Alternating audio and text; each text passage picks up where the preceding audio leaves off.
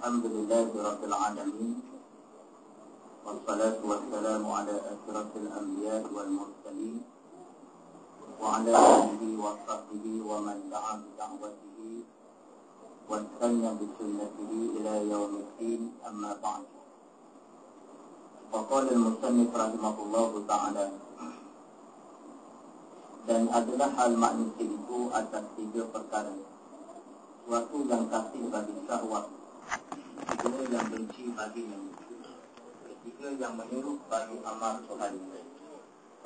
Dan kata Ibrahim Adham radhiyallahu anhu, dia mentasdikkan kepada Allah orang yang kasih akan syahwat. Dan kata Isa alaihi salam bagi segala sahabatnya, di mana tempat benci, kata mereka itu di dalam, di mana tempat benci, kata mereka itu di dalam bumi. Kata Isa, apa maka seperti demikian itu hikmah, hanya tempat dia di dalam hati seumpama bumi. Dan kata Syekh Abu Abbas Al-Marsi radhiyallahu anhu, barang siapa mengendaki akan zuhur bagi yang hamba, yaitu hamba zuhur, dan barang siapa yang mengendaki akan tersembunyi, maka itu hamba tersembunyi, dan hamba Allah itu bersamaan atas keduanya. Ma nafa'al qalba syai'un mithlu uzlatin yadkhulu biha midanul fikrah. Artinya tiada memberi manfaat akan hati suatu yang seumpama menjauhkan diri daripada manusia yang masuk hanya dengan dia kepada midan fikir dalam segala haqaiq dan hakikat. Dan kita sambung pengajian kita di antaranya dahulu disebut di dalam matan ataupun dalam asas kepada hikam ini disebut bahawa supaya untuk melahirkan ikhlas, maka kita hendaklah menyembunyikan diri daripada sebagaimana kata dia tidak tumbuhnya bijian kecuali apabila ditimbus di dalam tanah kehinaan. Maknanya selagi kita tidak ada rasa kehinaan diri, maka selagi itu kita tidak akan dapat mencapai hakikat ikhlas. Ikhlas ini bila manusia itu tenggelam, menenggelamkan dirinya, maknanya tidak adanya keakuan. Mana tak terasa aku? Bila tak terasa aku, maka ikhlas. Yang tak ikhlas itu selagi terasa aku. Aku yang buat ibadah, akulah yang berilmu, akulah yang berjuang untuk Islam. Selagi itu rasa aku, maka keikhlasan itu tidak dalam bentuk ikhlas yang sebenar. Jadi maknanya kata dia dulu ialah idfin wujudaka fil ardil khumul fama nabatat mimma lam yudfan lam yutimmu nataitu. Maknanya kata dia, tanamkanlah dirimu di dalam, tanamkan olehmu keadaanmu dalam bumi yang tersembunyi. Maknanya sembunyikan diri kita, barulah akan lahirnya keikhlasan kepada Allah Ta'ala. Selagi itu berasa aku, maka selagi itu dia tidak akan mencapai hakikat ikhlas. Dan sambung daripada itu, dikatakan bahawa oleh ulama adalah hal manusia itu atas tiga perkara. Ini ada tiga perkara ataupun tiga perangai, tiga pihak. Yang pertama iaitu atas tiga perkara. Suatu itu satu lah. Di sini satu. Yang pertama, yang kasih bagi syahwat. Ini orang yang selalu kasih kepada syahwat. Sama ada syahwat yang membawa kepada maksiat atau syahwat yang membawa kepada taat. Dua-dua itu syahwat. Tak boleh kita ikut lagi. Kalau kita ikut mana salah satu daripada syahwat itu, bermakna kita syirik kepada Allah. Yang kita ikut ni Allah Ta'ala. Kita buat apa? Kita ibadat kerana Allah. Bukan syahwat. Bukan syahwat kepada kejahatan. Mana dia? Nak menunjuk. Bukan syahwat kepada kebaikan. Mana dia? Iaitu nak menambahkan kegairahan beramal hingga melanggar syariat Allah. Itu pun dipanggil syahwat.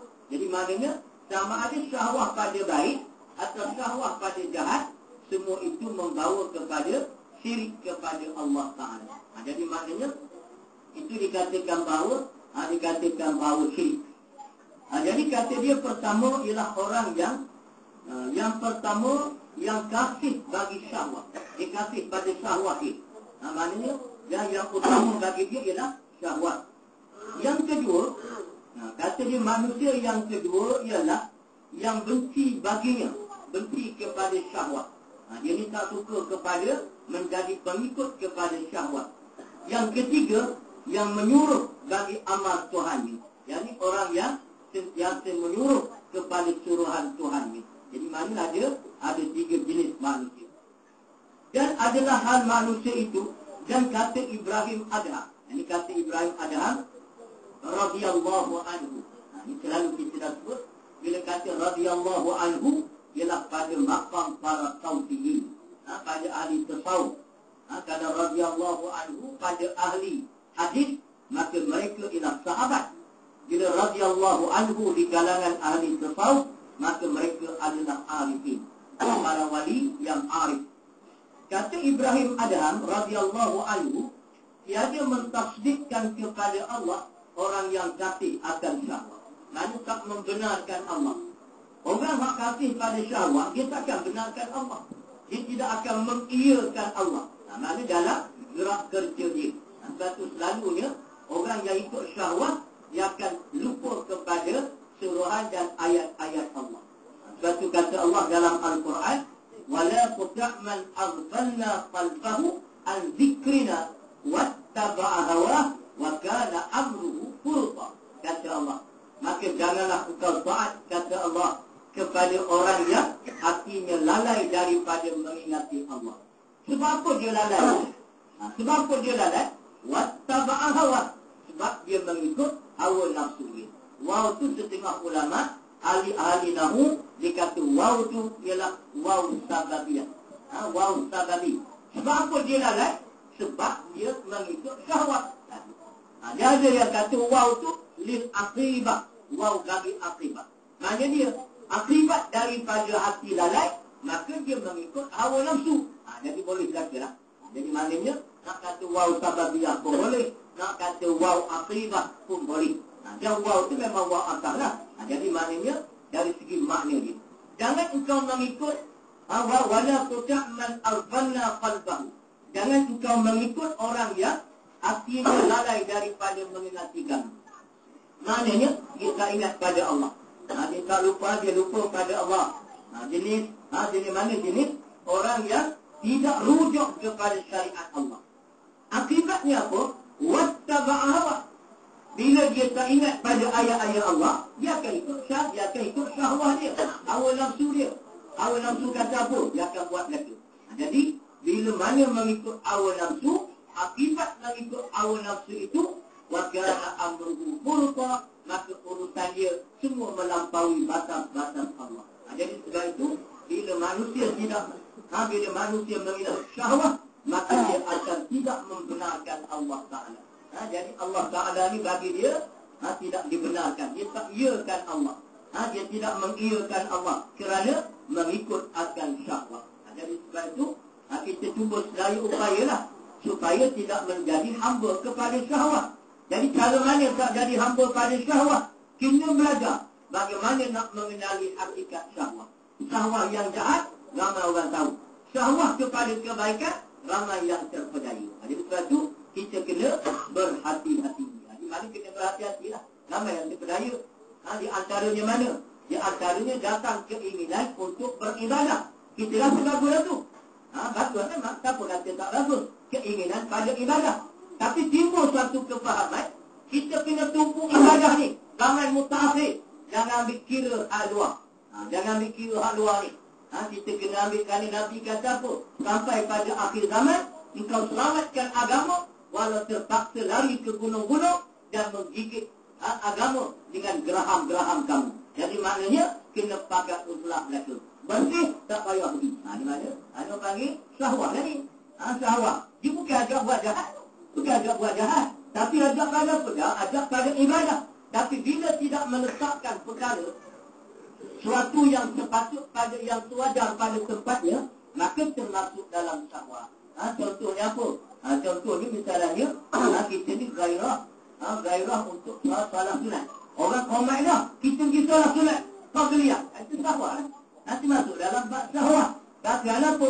Pada waktu itu yang utama, yang aula Yang utamanya ialah untuk salat berjamaah dan mengambil takbiratul ihram bersama imam. Yang kita pergi sunat berapa? Ini maknanya orang syahwat. Tapi benda tu jarang untuk dipahami. Jadi mana kena belajar lah. Kalau tak belajar dia tak tahu lah.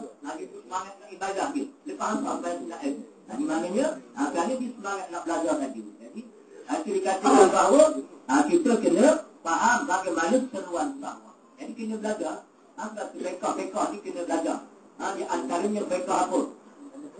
Selain daripada kita duduk belajar fiqh sahabatan ni, kita juga kena belajar fiqh yang termasuk dalam fiqh. Misalnya fiqh muwazanat. Fiqh apa lagi? Fiqh aulawiyat. Fiqh apa lagi? Fiqh waqi'iyat. Jadi semua kena belajar. Supaya apa? Supaya kita tidak tertipu dengan syahwat. Jadi mana dengan syahwat? Sungguh pada maksiat. So kita fahamlah kita. InsyaAllah kita selamat hal tu. Nak selamat daripada mengikut syahwat yang jahat. Yang jahat tak payah mana. Pakai setia, selamat dah. Pakai setia. Takkan segamak pergi beritahu orang pakai setia. Mana orang yang nak sekolah dia pergi sekolah yang pakai setia. Dan dia kau ditanggal dulu. Maknanya nak selamat daripada syahwat yang jahat tak payah mana. Tapi nak selamat daripada syahwat yang baik, kena belajar dulu. Mengenal manakah tuntutan syahwat dalam beribadah. Jadi mana kita kena beringat lah. Kena beringat. Mana kadang-kadang melampau-lampau. Orang yang ahli Quran. Ahli Quran dia melampau-lampau dengan Quran. Cinta pada taranum bagus. Tapi dalam semua bab nak taranum belaka, tak tak cara benda lain, tak ada belajar tafsir, tak ada belajar hukum, dia sibuk taranum je, maka itu termasuk syahwat. Dari mana kita kena berhati-hati. Dari mana? Apa dalam tanda taranum itu. Punya minat taranum. Jadi mana itu dikatakan bahawa yang kedua ni benci yang kedua tadi. Yang pertama mana ni? Orang yang kafir pada syahwat ni tadi, maka mereka tidak akan mentasdikkan Allah, membenarkan Allah. Mana Tuhan tak duduk depan dia lah. Sebab dia cinta pada syahwat. Baik. Dan kata Isa alaihi salam, kata Nabi Isa, bagi segala sahabatnya, di mana tempat biji, biji bila kita tanam, mana tempat dia? Kata mereka itu dalam bumi. Kata Isa, maka seperti demikian itu hikmah, hanya tempat dia di dalam hati seumpama bumi. Jadi maknanya tempat lahirnya hikmah, ilmu hikmah daripada hati yang bersih kepada Allah. Maknanya itu tempat yang mana kita lahirnya ke akhir hikmah. Ilmu lain, hikmah lain. Fiqh lain, fakih lain. Lalu kita kena ramai orang berilmu tapi tidak ada hikmah. Ramai orang berhikmah tapi tidak ada fakih. Jadi masalah lagi lah. Mari kita kena ada tiga-tiga perkara itu. Ilmu kena belajar, hikmah kena belajar, dan fakih kena mengambil faham daripada ilmu yang kita belajar. Jadi maknanya fakih itulah yang membawa pada kebaikan. Man yuridillahu bihi khairan yufaqihu fid-din. Barang siapa yang Tuhan nak beri dia kebajikan, Tuhan fahamkan dia dalam urusan agama. Allah Ta'ala apa dia tidak ada sebut. Siapa yang Tuhan nak beri jalan kebajikan, diilmukan dia dengan agama. Sebab apa? Sebab ilmu belum tentu selamat. Tak ramai orang yang sesat itu. Yang sesat, itu ada ilmu belaka. Dia sesat dengan ilmu dia. Alim ulama belaka. Tengok ke biji tak tahu benar dia belajar. Memang hebatlah. PhD itu satu PhD hari, master master hari. Tapi tak tahu-tahu pakai sejak belaka. Kemungkaran tidak dihindari. Fatwa tak keluar. Cuma keluar fatwa tarian kotor-kotor. Itu keluar. Di mana dia? Itu panggil ilmu saja. Tak ada hikmah. Tidak ada fakir. Ataupun tidak memahami secara mendalam tuntutan agama. Apa tu baru itu orang? Lama kan? Yang keluar kenyataan. Dia kata apa? Dia kata bersih ni sifat demonstrasi. Kalau dia berkira. Demonstrasi ni bercanggah dengan Islam. Dan dia kata haram. Haram, canggah. Sebab apa? Mendatangkan kemudaratan. Mana dia mudarat? Iaitu bila dia demonstrasi, akan adalah kereta kena bakar, kedai kena bakar, cermin kedai kena baling dengan batu, orang pakai curi dalam kedai batu. Dalil di mana? Dalil dia tengok dalam film Inggeris. Itu dia. Itu fatwa dia. Misalnya orang panggil bengok hari ini. Maknanya, dia tak boleh keluar satu hukum, benda yang akad. Benda akad, mana boleh keluar hukum? Akad tak boleh keluar hukum. Jadi sebab itulah, benda yang tak berlaku lagi. Tak keluar hukum tak? Tak boleh. Jadi sebab itu di sana ulama-ulama menyatakan bahawa di antara perkara yang dibenarkan ialah untuk kita merubah kemungkaran. Maka aminkum mungkaran falyughayyir biyadi kan tu dengan perak kita. Kalau kita mampu kita berawak dia lah. Kalau lebih daripada itu lagi kena buat lebih lagi. Jadi maknanya nak menunjukkan bahawa kemungkaran mesti dihapuskan. Fa'ilam yastati' apa ni? Mara'a minkum mungkaran falyughayyir biyadi. Wa illam yastati' fabilisani. Kalau tak mampu dengan lidah. Dengan lidah kalau tak mampu. Dah itu dua-dua orang buat lagu. Berlari pun ya, merawak pun ya, merawak ya berlaku. Hanya nak tunjuk apa? Satu itu benda yang syarak suruh. Bila lihat kemungkaran. Lepas tu dia kata apa? Dia kata dakwahkan secara hikmah. Kita berundinglah di meja perundingan. Siapa beri pandangan tu? Ulama lah tu. Dia tahu tak berapa kali dah orang berunding? Dia tahu tak? Berapa kali dah orang pergi mesyuarat? Berapa kali? Tak tahu. Tak tahu tak payah cakap. Itu orang panggil apa? Orang panggil ulama mulut beru. Kita kata. Beru di maknanya pakai tak mikir dah cakap situ dia. Di mana? Jadi kita kena ilmu saja tak boleh. Dia kena ada hikmah. Di antara hikmah zaman kita sekarang ni iaitu hikmah fi ilmi siyasiyah. Iaitu adanya hikmah kebijaksanaan dalam ilmu berpolitik. Ini zaman kita sekarang. Satu ulama mutaakhir dia wajib belajar ilmu politik. Dia tak boleh belajar ilmu fiqh saja. Itu fiqh. Nak pula belajar ilmu tasawuf saja. Itu lagi warak tu. Dia tak tahu politik-politik apa. Muli dah tak boleh muli campur orang ramai. Dunia berlaku tu. Itu lah satu hal pula. Jadi maknanya banyak orang kita nak ubah. Nak ubah hak zahir satu hal. Nak ubah hak alim pula satu hal. Nak ubah hak ahli tasawuf satu hal. Jadi itulah kerja para doa. Jadi kena beritahu lah. Jadi itu dikatakan ilmu. Jadi kita kena faham. Kena faham ilmu yang kita belajar. Jadi kena faham. Kena faham. Dia adalah orang pertama yang mengadakan demonstrasi ialah sejarah Ashabul Ukhdud. Budak kecil dia buat demonstrasi. Dia tahu bah raja zalim. Tapi kalau dia seorang dia cakap zalim, siapa nak percaya ke dia? Orang tak nampak raja zalim, pemerintah zalim. Lalu dia panggil, dia buat helak. Dia buat helak. Supaya orang boleh berimput ramai-ramai. Berimput ramai. Dia panggil demonstrasi. Orang panggil apa? Ramai-ramai ni. Jadi maknanya, dia panggil ramai. Jadi bila orang nampak pemerintah tu memang zalim, maka orang ramai pun tahu memang zalim. Berapa ramai beriman kerana demonstrasi itu. Kalau demonstrasi hak dia buat, berapa ramai orang beriman kepada Allah Taala. Ada begitu. Ada pula soal lagi dia tulis pula dalam. Dia tulis. Sekarang orang boleh menulis lagi. Pasal menulis pun nulis. Jadi dia tulis kata apa? Kita sibuk Nabi dulu. Kita Nabi dulu sibuk memancing, memenangi hati manusia.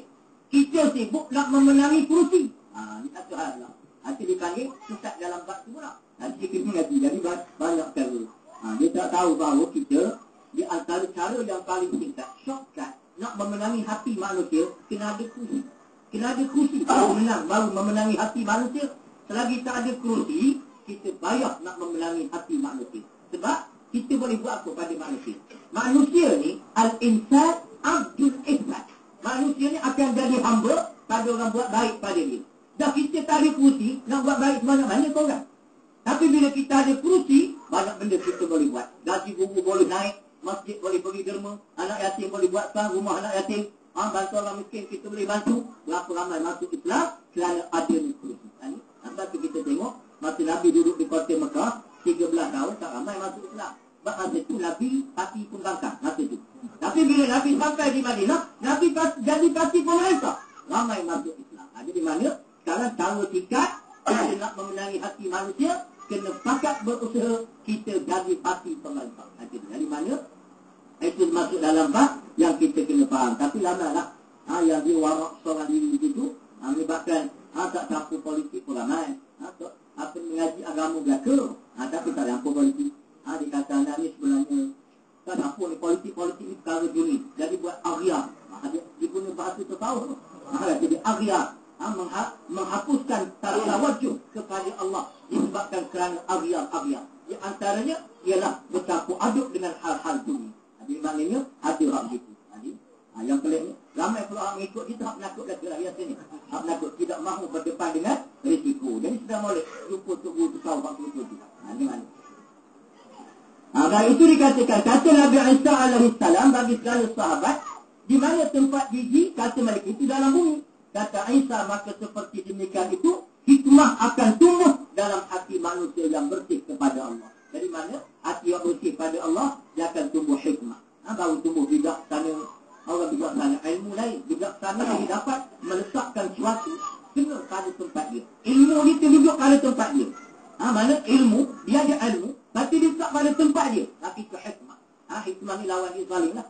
Lawan dia zalim. Zalim wudi'a syai' fi ghairi mahalli. Letak sesuatu bukan pada tempat dia. Hikmah apa? Hikmah ialah wudi'a syai' fi mahalli. Letak sesuatu pada tempat dia. Ilmu letak tempat dia. Kuasa letak tempat dia. Maka apabila duduk pada tempatnya, maka itu dinamakan hikmah. Jadi maknanya hikmah datang daripada hati.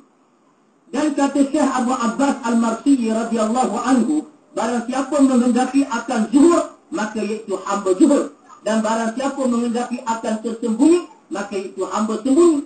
Dan hamba Allah itu bersamaan atas keduanya itu. Jadi kata dia, kata Abu Abbas, siapa yang nak menjadi hamba bertunggak kepada zuhur. Zuhur ni maknanya menzahirkan diri. Yang menzahirkan diri, maka dia akan jadi hamba kepada zuhur. Manakala dia nak, maka hati Nabi katalah, Nabi kata, al-a'malu binniyat. Amalan manusia dengan niat. Man arada apa ni? Yang Nabi sebut tu, faman kanat hijratuhu lid-dunya aw imra'atin yankihuha fa hijratuhu ila ma hajara ilaih. Maksudnya siapa yang duduk dalam perjuangan ini nak ke nama, nak zahir, nak dapat nama, dapat nama, menzahirkan nama. Mana dapat nama, dapat pujian, dapat sanjungan. Tapi siapa yang nak bersembunyi, maka dia dapat bersembunyi dan dia dapat menjadi hamba Allah yang lebih baik. Jadi maknanya dengan tujuan semata-mata kerana Allah. Jadi dikata Abu Abbas, dikata dan hamba Allah itu bersamaan atas keduanya itu.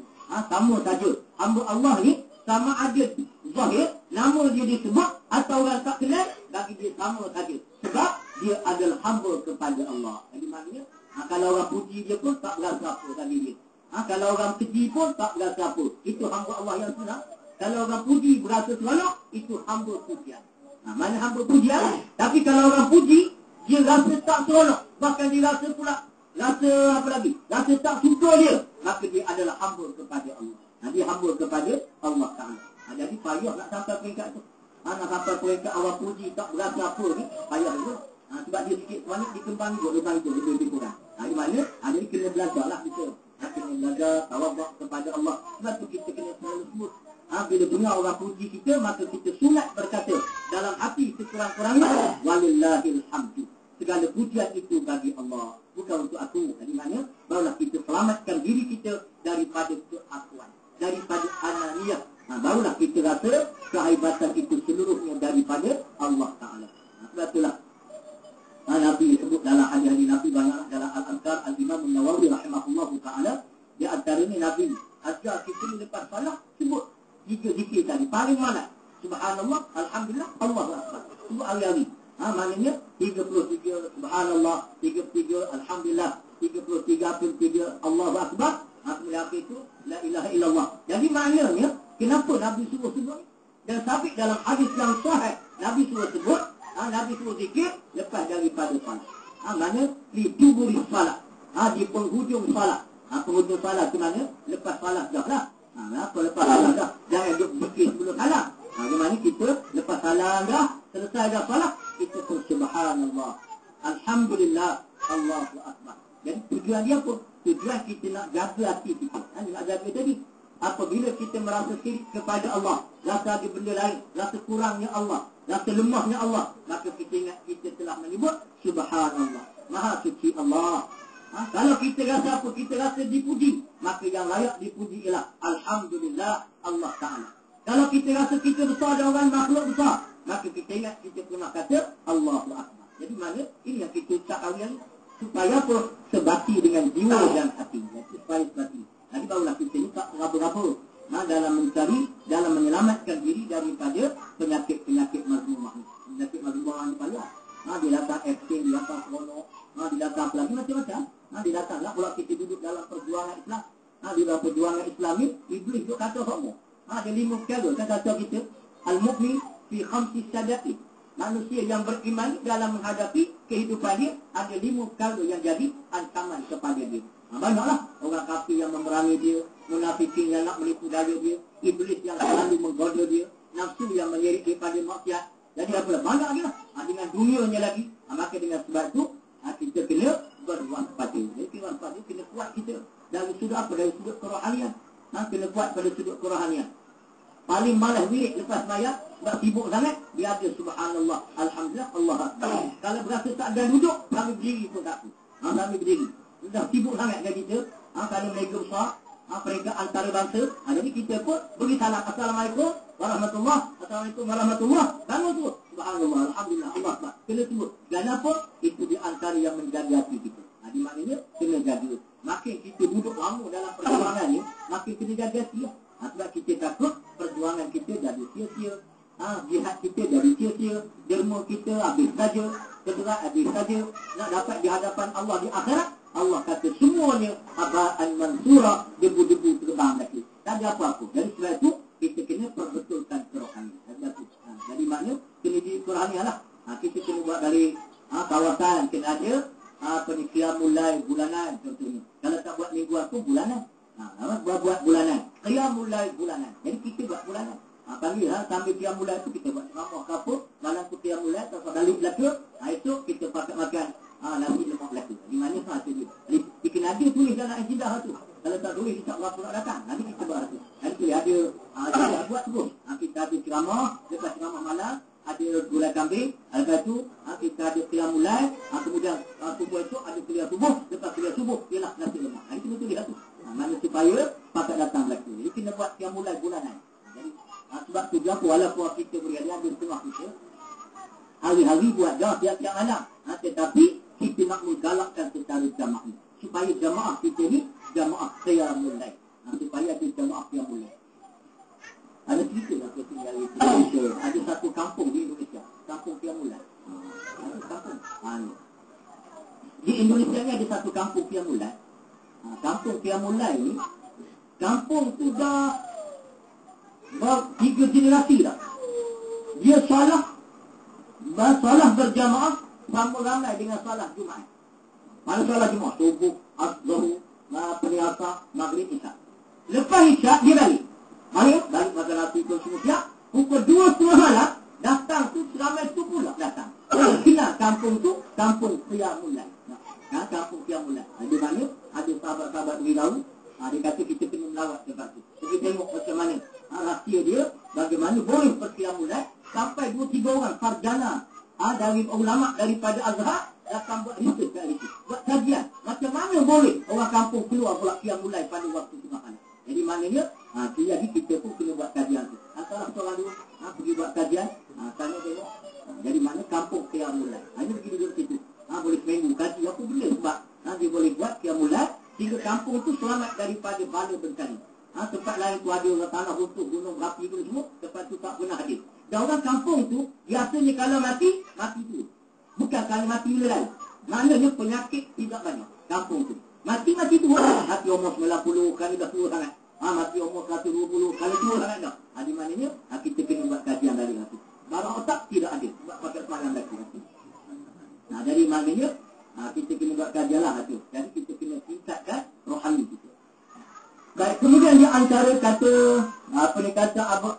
Imam Ibn Athaillah As-Sakanjari, mana fa'al qalba syai'un mislu azla yadkhulu biha midanul fitrah. Artinya kata dia tidak memberi manfaat akan hamba suatu yang seumpama menjauhkan diri daripada manusia yang masuk hati dengan dia kepada ligan fikir dalam segala haqaiq. Ini maknanya kita pun dia nak beritahu kita ni kena uzlah. Kita kena uzlah. Kena uzlah. Dan mana kalau nak mencapai taubat mesti ada muhasabah. Nak mencapai muhasabah mesti ada tafakkur. Nak mencapai tafakkur mesti ada uzlah. Jadi uzlah ni bila duduk seorang dia lahir fikir. Fikir tu bila fikir lahirlah muhasabah. Bila muhasabah lahirlah taubat. Bila taubat, lahirlah pengabdian kepada Allah. Di mana? Sebab tu punca dia, kata dia, tidak ada yang memberi manfaat yang lebih besar pada diri seorang manusia selain daripada beruzlah. Jadi kita kena kena uzlah. Jadi kena uzlah. Uzlah zaman kita ni jangan terjemah uzlah ni pakai di dalam gua duduk seorang dua, dalam gua bawa Maggi. Dia aku pergi kota Kelantan, dia pergi uzlah atas bukit tinggi. Lama dah uzlah itu sebulan. Bawa Maggi 2 kotak, bawa Maggi. Maknanya kita kena uzlah itu. Itu buah masa uzlah itu.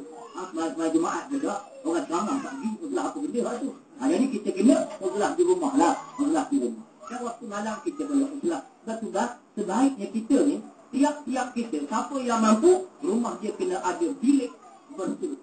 Bilik suluk. Bila sebut suluk ni kita bayar hak besar-besar lah. Jangan buat hak besar tu. Kita ajar kita lah ada bilik suluk. Besar apa kecil pulang balik kita lah. Tempat kita, isteri dan anak-anak menunaikan salat. Jadi waktu malam kita duduk dalam bilik suluk kita.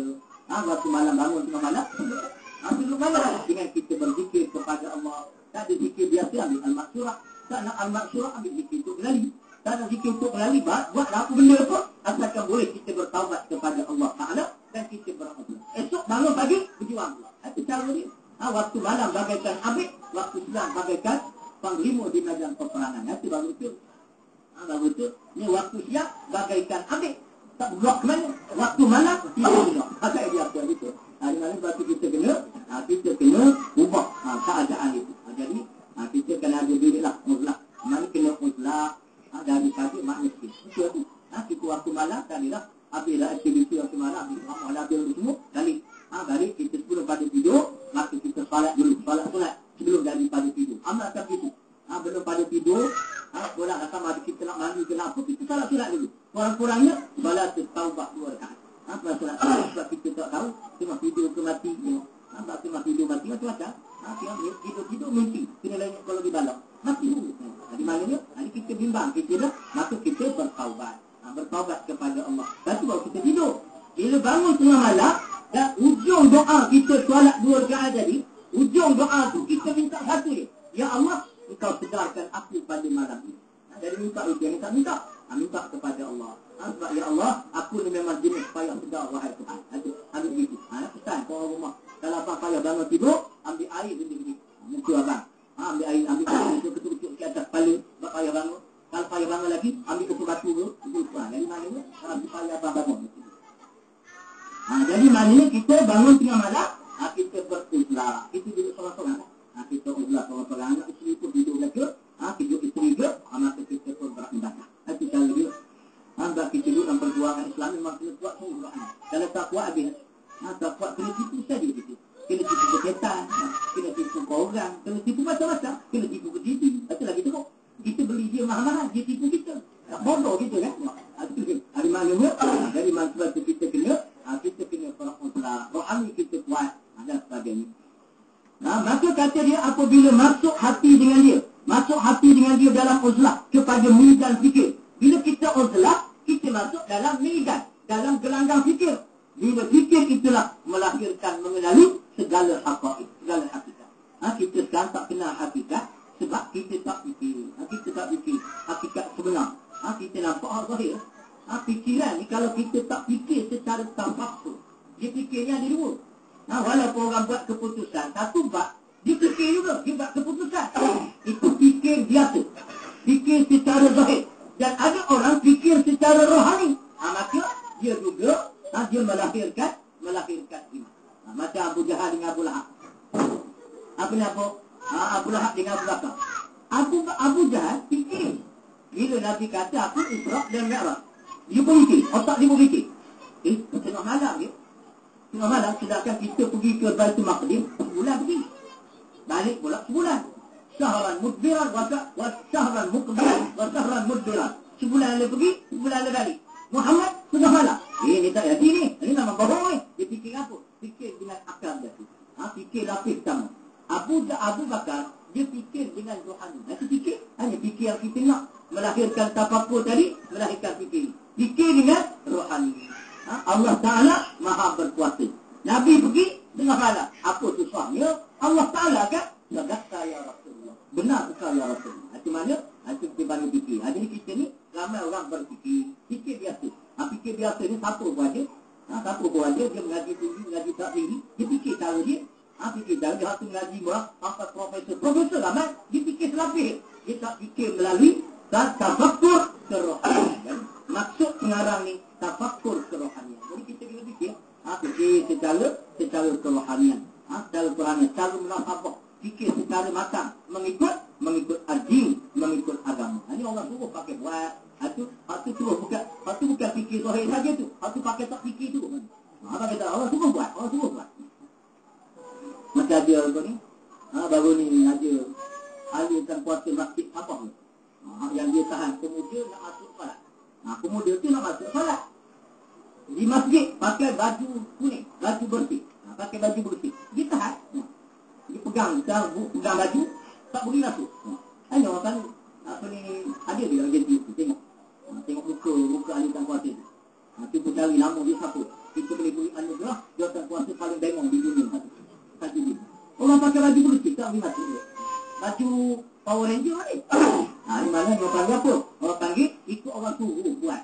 Jadi bila ikut orang suruh buat ni, kita tak fikir nak sama dia. Patutnya berfikir sejenak.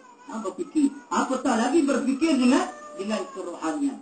Sah dan batal, halal dan haram. Fikir boleh-boleh. Fikir betul-betul. Jadi barulah kita akan mendapat petunjuk daripada Allah Ta'ala. Kita kena duduk. Kita kena duduk sejenak, kita bertafakur. Bangun tengah malam baca Quran. Waratil Quran tartila. Bacalah Al-Quran dengan tartil. Sama ada baca di dalam salat atau di luar salat. Kita baca, lepas tu kita pun terjemahan dia. Allah Ta'ala sebut apa di dalam tu. Maka kita ayatkan diri kita. Barulah kita punya tafakur kepada Allah Ta'ala. Baru kita fikir kepada tafakur. Maka tiap-tiap uzlah tiada serta dengan fikir. Maka tiada padanya dihilangkan. Dan tiap-tiap fikir dengan tiada uzlah, maka tiada sempurna kejadiannya. Maka yang memberi manfaat itu berhimpun keduanya. Maksudnya orang yang uzlah dengan tak fikir. Ada orang tak panggil uzlah tu. Dia uzlah tu tengah suluk dia tu. Suluk apa? Tahu nampak macam skandal ke dinding. Tak fikir. Tak fikir. Itu orang panggil tu. Di maknanya uzlah yang dikira uzlah apabila berfikir. Fikir tafakur. Tafakur melahirkan muhasabah. Melihat diri kita macam mana fikir. Keadaan. Sebab fikir ni kalau tengah ramai ni tak berapa nak boleh fikir. Jadi fikir tak uzlah. Jadi menghasilkan fikir itu uzlah. Dan tiap-tiap fikir dengan tiada uzlah, maka tiada sempurna. Tiap-tiap fikir dengan tak uzlah, tak sempurna lah. Kita nak fikir tengah-tengah ramai, tak boleh. Dia tak sempurna, boleh fikir, tapi tidak sempurna muhasabah kita. Kita duduk sejenak. Sebab tu orang mukmin ni dia kena orang seni. Orang seni. Maknanya waktu mana? Waktu seni. Bintang-bintang semua bergemerlapan di malam yang sunyi. Apalagi embun menipis di hujung rumput. Semua telah sunyi sepi. Burung-burung telah kembali ke sarangnya. Jadi dia duduk seorang. Jadi dia pun fikir besar ni kejadian Allah. Mana? Sebab itulah ni kalau kita tengok dalam Quran, dia ajak kita berinteraksi dengan alam. Tengok. Itu kita tengok. Apalam yang dulu idilikai fakulika. Apakah kau tak tengok unta tu hatu tengok? Nak tunjuknya, suruh kita seni dalam berfikir. Mana paling-paling tak ada Allah nak fikir. Sebab nak tengok pantai, kita jauh dengan pantai. Nak tengok bukit bukau, kita duduk dalam rumah, jauh dengan bukit bukau. Jadi tengok apa? Tengok lembu. Besar kejadian dia. Hebat kejadian dia. Supaya melahirkan tafakur kepada Allah. Bagaimana? Sebab itulah orang barat, ada sastra barat ini semua banyak. Mereka kaji Islam, mereka masuk Islam. Mereka masuk Islam.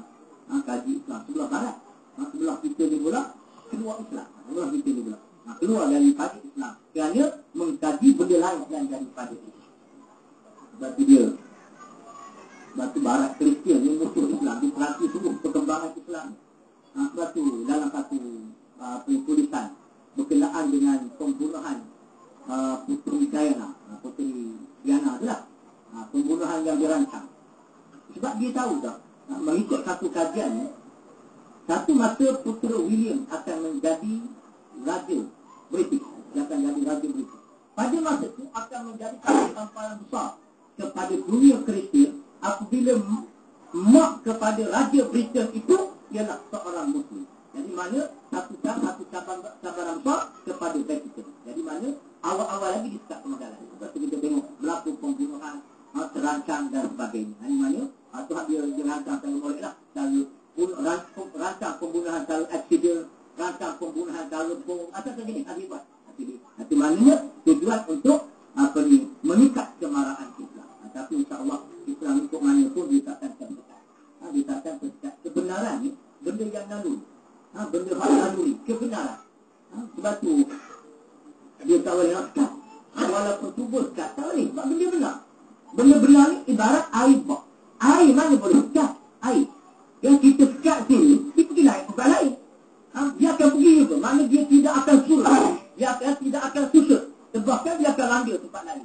Maka begitulah. Apabila cuba menekat kemarahan Islam. Ini batulah. Kita tengok baru ni.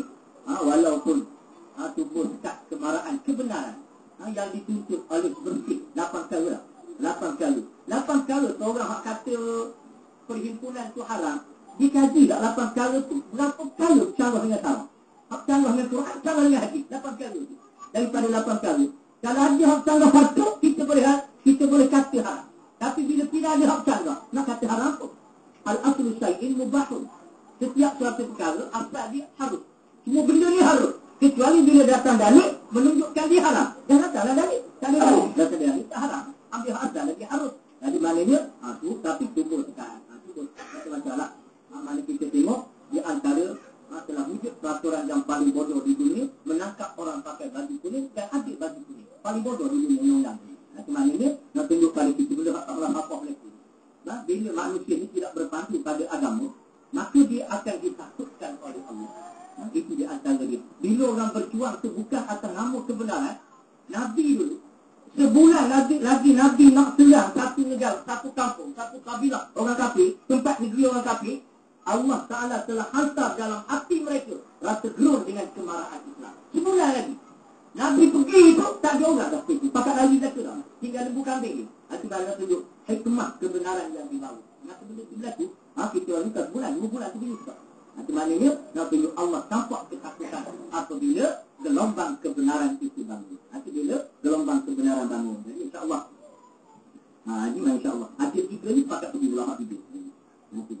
Jangan buat makruh. Maka itu dikatakan bahawa maka tiap-tiap uzlah tiada serta dengan fikir, maka tiada padanya dibilangkan. Tak bilang fikir, tak bilang uzlah lah. Dan tiada fikir dengan tiada uzlah, maka tiada sempurna kejadian. Maka memberi manfaat itu himpun kedua. Maka kita kena himpun antara uzlah dengan fikir, antara fikir dengan uzlah. Jadi mana? Marilah kita berfikir. Mana? Ajak fikir. Tapi kita tak jangan nak uzlah. Ramai tak ada. Kalau kita duduk dalam perjuangan Islam tak jangan nak uzlah. Sibuk kan? Sibuk cari makan. Sebab kita mesti mempunyai sifat bercari maju. Kena ada cari maju. Pagi cari makan, tengah hari cari makan, malam cari makan. Apabila kita cari makan, malam pula berhibur. Sibuk pula. Banyak macam-macam jenis hiburan. Tengok TV, tak boleh tidur, jangan tidur lagi. Jadi, semua ni tak jalan lagi tu. Baru nak berehat, mari menari. Jadi macam-macam. Jadi mana? Memang kata bila bila. Kalau kita tidak duduk di dalam perjuangan Islam. Jadi kita duduk perjuangan Islam. Dan kedua bahawasanya dan bahawasanya mengubat segala penyakit hati itu wajib atas tiap-tiap orang yang sakit, dan sakitnya itu adalah ia daripada mengalahkan segala hukum tabi'iyah atasnya, dan ubat yang berlebih memberi manfaat akan dia, iaitu uzlah daripada manusia besar dengan fikir, beserta dengan fikir. Jadi kata dia, tiap-tiap penyakitnya ada ubat. Tiap-tiap penyakitnya ada ubat. Sebab kalau Imam Ghazali, dia suruh kita ni, yajibu alaika an tu'alliju, itu disebut dalam bimbingan Mau'izatul Mu'min. Dia kata, antajlisa baina yadai syaikhin yu'allijuka bi'uyubi nafsika. Maka kata dia, kau kena duduk depan guru supaya dia dapat mengilaskan, dapat mengubatkan hati kamu daripada segala uyub-uyub hati, segala kejahatan hati. Jadi kita kena duduk fikir di antara yang membawa mengubat hati kita. Fikir uzlah. Di antaranya zikir. Di antara lagi duduk dalam majlis ilmu. Itu mengubati. Mengubati. Lagi di antara apa? Bersahabat dengan orang yang saleh. Jadi mana itu di antara ubat-ubat hati. Jadi kita bila kita hati kita banyak penyakit. Di antara apa lagi ubati? Bersedekah. Ubati. Jadi sedekah ni kita cerita sekarang. Sebab dia ada sambung pula sekarang. Iaitu infak. Kita cerita satu pula. Kalau kita sekarang panjang terus. Jadi Jadi maknanya bersahabat dengan orang yang soleh dapat mengubati. Dapat ubati. Jadi ubati kita kan. Anak semalam didatangi seorang sahabat. Seorang sahabat. Sahabat ni, dia ni, sahabat tu kenal lama tak? Tapi kerana beberapa kecelakaan dia dalam kehidupan dia, dari semua habis dia. Kerja kena pecat. Rumah sewa orang suruh keluar. Anak isteri lari balik lagi. Bercerai banyak tahun. Jadi mana nak jumpa anak pun tak boleh. Akhir kali dia kata apa? Dia kata, anak ni kata dia, tak ada apa lah dalam dunia. Isteri dah tak ada, anak tidak ada, keluarga tidak ada, hancur lebur kata dah. Pekerjaan orang buang kata dah. Dan kemudian, berapa rumah sewa orang anak, jadi anak ni tak ada apa dah kata dia. Tidak ada satu nilai dah pada dia. Di situ. Sebetulnya bersama dengan dia tu ada tetamu lain datang. Tetamu lain. Tetamu lain tu tak kena minat pun berdua tu. Cuma dia kedua tu kena lah lepas tu dia datang. Jadi dia kata apa? Dia kata apa? Dia kata apa tadi? Dia kata sekarang entah masih hidup kan? Dia kata ya kena masih hidup. Entah masih sihat kan? Ya. Umur entah berapa kan? Dia kata 45. Dia kata banyak lagi. Entah masih ada. Bukan entah tidak ada. Masih ada ruang yang cukup besar untuk entah bina balik segala kerusuhan yang ada. Ambil balik. Apa ni? Ubah balik segala kesilapan yang ada. InsyaAllah masa masih panjang. Banyak orang yang berjaya di dunia, tokoh-tokoh hebat, bermula daripada kekalahan dalam kehidupan mereka. Tapi mereka bangun, lalu mereka membetulkan kesilapan menjadi orang-orang yang hebat. Hanya hak yang cakap tu, pakai seluar jin sampai. Hak cakap tu. Anak tu menang tidak. Macam mana juga ni boleh faham agama. Mana nak tunduk dengan tahu. Kita bersahabat dengan orang. Kita bersahabat. Itulah kesan pada sahabat. Kalaulah orang budak tadi jumpa orang tak pakai, dia kata apa? Mana nampak tapi tak pakai. Dah gaya-gaya. Memang balik tu bunuh diri pun. Ini untuk kita bersahabat dengan Allah. Jadi maknanya dia memberikan kita ruang untuk bertaubat kepada Allah. Jadi maknanya kita ubat diri balik, sahabat dengan Allah. Jangan putus hati. Mana dalam kehidupan. Kemudian di antara mengubat diri dalam majlis ilmu. Ada juga majlis ilmu. Kita kadang-kadang rasa kita betul lah. Tapi kita duduk dalam majlis ilmu, maka kita dapat sesuatu yang baru. Sebab tu anak pesan kepada sahabat-sahabat kita di kalangan ustaz-ustaz. Ustaz-ustaz dah ni. Ustaz-ustaz dah, ulama-ulama dah duduk mengajar dan sebagainya. Anak kata kita ni, bila ada satu ruang, satu malam mungkin kita minta kuliah, takkan kuliah setiap malam. Ataupun memang kita kuliah setiap malam, tapi malam tu berasa demam ke, semak kepala ke, sakit-sakit buruk ke. Jadi, malam kita tak berapa uzur dan kita tak pergi mana-mana ni, cuba kita pergi duduk dalam kuliah orang. Duduk dalam kuliah orang lain pula. Kita pula yang mendengar kuliah. Mesti ada sesuatu yang baru di situ yang dapat mengubah hati kita. Jadi kita pakai buat hati. Takkan kita kuliah setiap malam tak? Jadi kita pergi malam kita pergi kuliah subuh mula duduk. Duduk dah. Jangan pergi awal. Pergi awal masuk kita kuliah pula. Jadi kita pergi kuliah lewat kali buat plan B. Plan B di mana? Orang komat masuk tanda. Ada dia. Ada dia plan B. Ada dia. Apa itu ramai ni dia banyak plan tak tahu. Ada dia.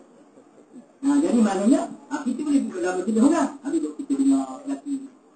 Sebabnya anda nampak bahawa walau bagaimana sedikit ilmu seseorang itu, bila dia berkuliah, kita duduk belakang, ada benda baru kita dapat. Ada benda baru. Untuk kenali dia belajar anak murid. Bila anak murid dia tanya tunggu. Saya belajar dengan tunggu kan? Itu kenali kata. Aku ni ajar. Saya tu nak belajar pula. Ini mana nak tunjuk di bawah pun. Mendidik hati supaya pertama kita tahu. Yang kedua kita dapat ilmu. Sikit sebanyak mesti ada benda baru. Dari mana? Benda yang baru. Sebab itulah kita dah baca lah kisah itu kan. Apa ni bagaimana Imam Ahmad tengah duduk kedai gunting. Lalu seorang Yahudi, Imam Ahmad bangun. Memberi kehormatan pada dia. Bangun Imam Ahmad. Orang lain terkejut. Orang tengok, bapak Yahudi lah tu. Imam Ahmad, apa ni imam. Ulama besar. Macam mana tubuh boleh bangun? Hormat kehadiran dia. Dia Yahudi. Lalu kata Imam Ahmad, pada satu hari aku tengah mengajar, Yahudi tadilah datang dalam majlis ilmu tu. Yahudi itu tanya, kenapa dia Imam Ahmad? Maka orang kata, akulah. Oh, dia kata hebat. Oh, ilmu kamu Imam Ahmad. Aku nak uji kamu satu ilmu. Bagaimana untuk mengenal anjing yang balik dan anjing yang tak balik? Dia tanya. Imam Ahmad mana mengaji benda tu bukan dalam bidang zoologi dia. Dari mana? Dia kata tak tahu ya. Dia tak tahu lah mana anjing balik, mana tak balik. Maka kata dia Yahudi tadi, anjing yang balik, apabila berkencing, dia angkat kaki semua. Ada balik. Tak balik, dia kencing pakai kencing gitu. Itu tak balik lagi. Jadi Muhammad kata, kalau aku dapat ilmu daripada dia, aku hormat kepada dia. Dari mana? Nak tunjuk itulah kehebatan ulama-ulama kita. Kita sekarang tak, Tok Guru, lawan kita sekarang. Mak ngaji habis 30 kitab Tok Guru, lawan Tok Guru. Berarti duduk. Maknanya, sampai tengking Tok Guru baca. Jadi mana kita kena beringat. Baik, nanti saya dulu. Kita masih buka pandangan. Maka kata-kata dia di antara segala hukum tabiat. Dan bahawa ubat yang terlebih memberi manfaat akan dia, iaitu uzlah daripada manusia. Kena uzlah. Kita duduk. Sebab manusia ni, kita kena beringat. Dia sebahagian daripada akhadatul awaid. Ya Imam Ghazali sebut di dalam Minhajul Abidin. Maksudnya di antara yang menghalang, melambatkan proses mendekatkan diri kepada Allah ialah manusia. Maksudnya kita kena beringat manusia. Pilih manusia. Nak lari terus pada manusia, tak boleh. Sebab apa? Sebab isteri kita manusia, mak kita manusia, ayah kita manusia. Takkan nak lari tanggungjawab pada mereka. Maka mau tak mau, kita kena menolak manusia yang ada di hadapan kita. Baru kita dapat selamat daripada godaan manusia. Sebablah orang yang berjaya ni, kasihan ulama-ulama kita. Orang yang berjaya ni ialah orang yang berjaya dalam persahabatan ni. Bila dia bersahabat dengan siapa pun, orang tu akan jadi baik. Maka dialah orang yang berjaya. Dialah orang berjaya. Maknanya, kalau kaya tak ada lagi. Apa kawan lagi dari kaya dah tu? Tak tahu lagi. Dia jadi ketua kelompok, sebab kaya dah tu anak buah dia. Tapi, yang berjayanya ialah, siapa sahaja bersahabat dengan dia, dia olah orang. Dia olah orang tu, jadi baik. Maka itulah, di antara kejayaan yang besar dalam hidup seorang mukmin. Maknanya, jadi kita kena jadi begitu lah. Jangan apa sahaja kawan kita, dan jahat berlaku.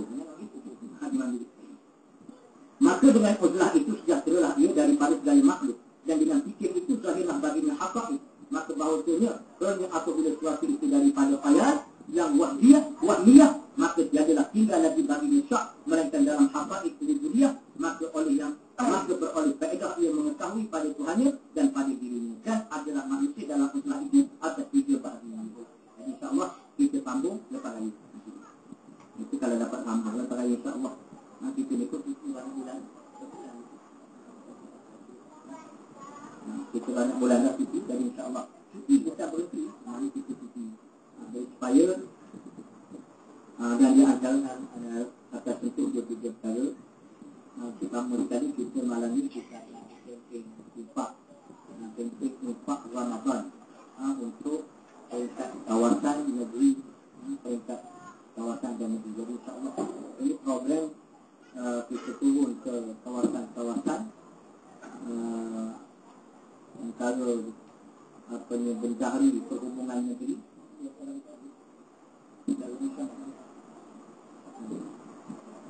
jadi dan Dewan Ulama Negeri kita buat campaign infak. Jadi sekarang kita akan berikan tetap kena infak lah. Kemudian yang kedua, kerana bulan Ramadan ni kita banyak yang berkaitan dengan infak. Anak bawa ni daripada Pondok Anwar, bukan pusat, bukan Islam. Dari setiap bulan Ramadan setiap tahun kita ada campaign memberi sumbangan untuk majlis berbuka puasa dan bersahur pelajar. Jadi mana bulan tahun lepas pun kita dapat mana tahun dah. Jadi tahun ni kita lancarkan campaign ni. Tahun lepas hari satu borang